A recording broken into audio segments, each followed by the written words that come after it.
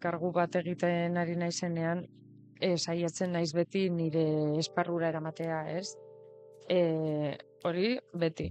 Batzutan posiblea da, beste batzutan ez. Nik baita ere lan asko egiten ditut erakusten ez ditudanak arraroak direlako niretzat.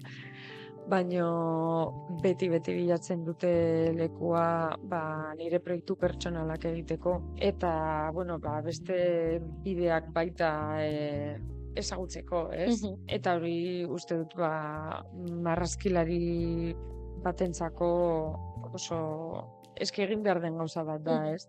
Bestela ere enkarguetan beti basabiltza, agian zure burua edo...